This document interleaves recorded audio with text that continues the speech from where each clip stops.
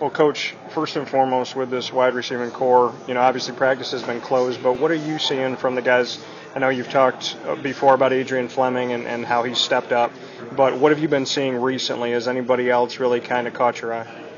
You know what? Jared West has really, last week, has really stepped up his play and really played. He's playing at the level we expect him to. Fleming's just been consistent all camp. Fabinho's looking really good. Chris Clark's done some really nice things. We got a young freshman, Brisly Estime, is an exciting young player. We got a lot of guys to look back with. I'm excited about that. Brisly in that H-back type of situation where DeAndre can use him, you can use him. How are you and DeAndre working together to figure out what's best for Brisly? It's really a matter of with the young. He's still a freshman, so he can handle a lot. Thank goodness we got Ashton Broyld, who I forgot to mention, who's really having an outstanding camp as well, who will take a lot of pressure off of him. So he'll be a guy that comes in and gets some spot play, and we'll just try to increase his role as we go along.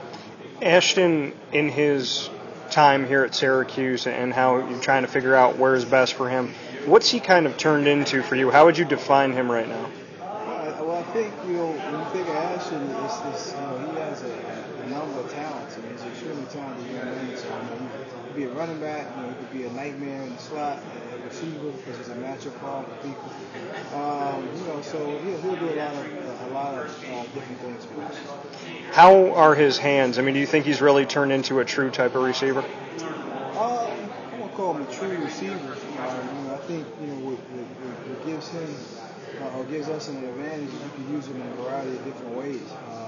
But he has receiver skills. He has running back skills. His skill set is unique. It is. And then as far as Jared West, you said he's getting to where you wanted him to be now going into this game. What is he doing that's making you say that? He's making plays.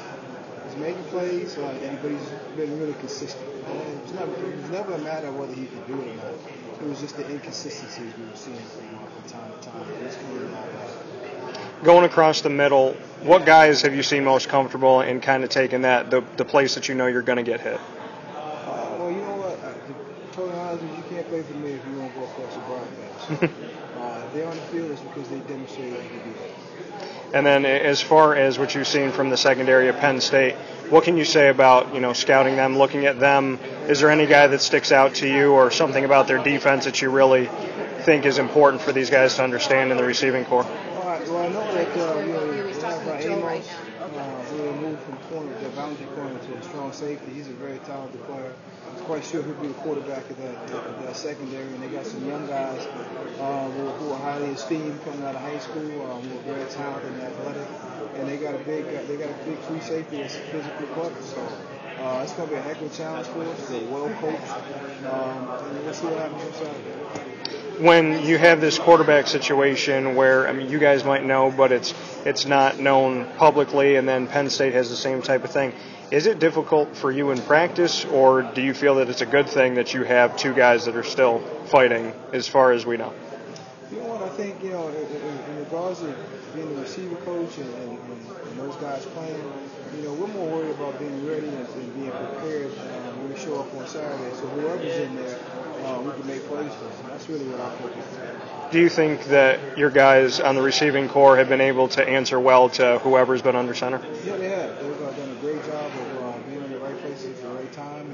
And, for me, I'm just more concerned about technique, being consistent with it. Because if you're consistent, it really doesn't matter who's back there. You get over.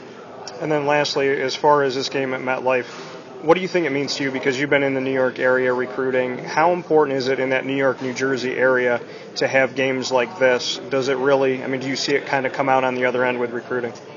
You know what? I think it's one of those deals just because it's the second year of this game. It's something that we'll still evaluate, and then we'll see.